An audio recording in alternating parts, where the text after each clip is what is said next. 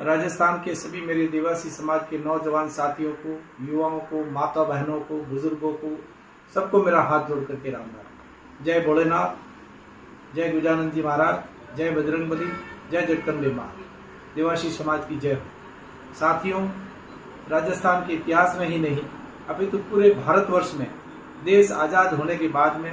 पहली बार जोधपुर के अंदर देवासी समाज का महाकुंभ होने जा रहा है। साथियों, आप सबको गर्व होना चाहिए कि देवासी समाज के इतिहास में देवासी समाज की प्रगति के लिए, देवासी समाज की आन बान शान और राजनीतिक शक्ति के लिए, आपकी एकता और लोकतंत्र के अंदर आपके संगठन की शक्ति को दिखाने के लिए और राजनीतिक पार्टियों को आपकी आवाज को बुलंद करने के लिए, आपकी लोकतंत्र के अंदर जो आवश्यकताएं हैं उनकी पूर्ति के लिए हमारे नौजवान साथियों, हमारे सरकारी अधिकारियों, कर्मचारियों और हमारे दबे कुचले पिछड़े वर्ग के उन पशुपालकों के लिए जो सरकार की योजनाएं होनी चाहिए, जो सरकार के अंदर हमारी भागीदारी होनी चाहिए, सरकार की हमारे प्रति जो जिम्मेदारी होनी चाहिए, आज हम जिस तरह से अपाहिज होकर के देवासी समाज जिस तरह से इस लोकतंत्र के अंदर 75 वर्ष बाद में भी जिस तरह से बड़े असहनीय दुख भोगते हुए पशुपालन का व्यवसाय कर रहा है, हमारे नौजवान साथी सरकारी सेवाओं के अंदर है, उनके जो भी राजनीति के अंदर लाभ होने चाहिए, उनको जो लाभ राजनीति के अंदर शरण मिलनी चाहिए, उनको जो राजनीति का लाभ मिलना चाहिए, हमारे पढ़ने वाले लोगों के लिए राजनीति के अंदर जो लाभ मिलना चाहिए, व्यापारी वर्ग हो, चाहे सेवा के अंदर हो, चाहे राजनीति के अंदर हो, आपकी आवाज को बुलंद करने के लिए 27 तारीख को जोधपुर के अंदर महाकुंभ रखा गया। और ये महाकुंभ केवल भीड़ तंत्र ही नहीं है, आने वाली हमारी पीढ़ियों के लिए,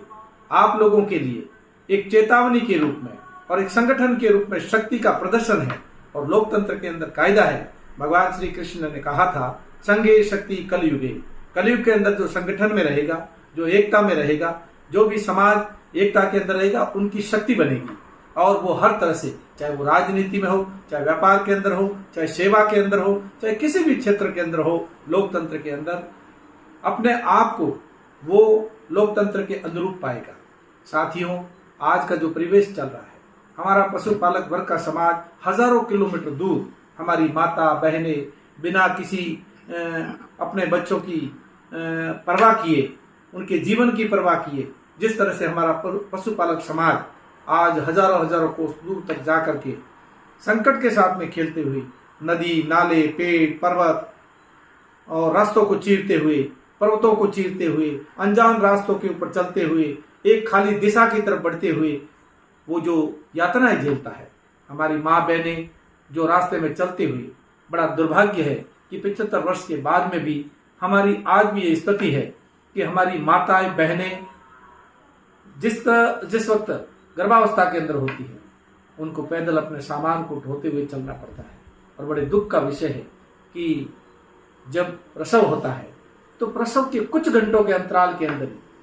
उनको अपने उस नन्हे से बच्चे को जो इस संसार के अंदर पदार्पण किया है, अभी उसकी आंखें भी नहीं खुली है, उसको अपने पीठ के पीछे लाद करके अपने सामान को शरीर पर ढोते हुए, अपने सर पर ढोके वो चल पड़ती है। कितना कष्ट का जीवन जी रहा है। एक तरफ सरकारी नौकरियों के अंदर 6-6 महीने की छुट्टियां देती है सरकार, जो भी सरकारी नौकर होते हैं, और प्रसव का समय होता है तब उन्हें 6-6 महीने की छुट्टियां देती है। एक हमारा समाज जो आज भी उस पीड़ा से किस स्थिति में गुजर रहा है। साथियों, ये सब कुछ शिकायतें हम किससे करें?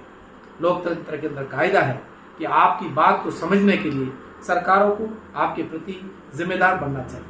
आपके लिए नीतियां लानी चाहिए। आज हमारे पशुपालक समाज के अंदर हमारा एक ग्वाला पेड़ काटता हुआ, पेड़ की टहनियों काटता हुआ नीचे गिर जाता है और उसकी मौत हो जाती है, लेकिन उसकी कोई सुनने वाला, उसका परिवार जो अंधेरे में डूब जाता है।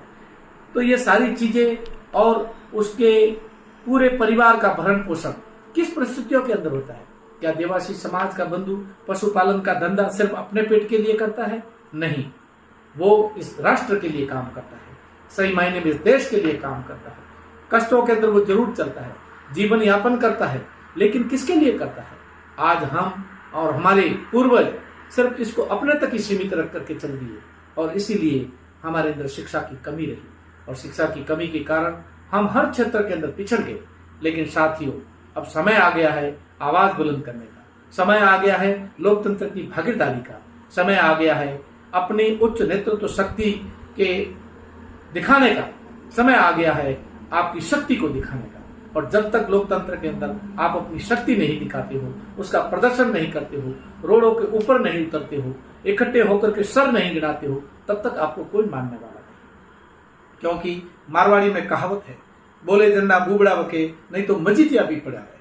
इसलिए आपको मांगना पड़ेगा, और जब तक आप नहीं मांगोगे आपकी तरफ कोई नहीं देखेगा। 75 साल से हमारी तरफ ठीक है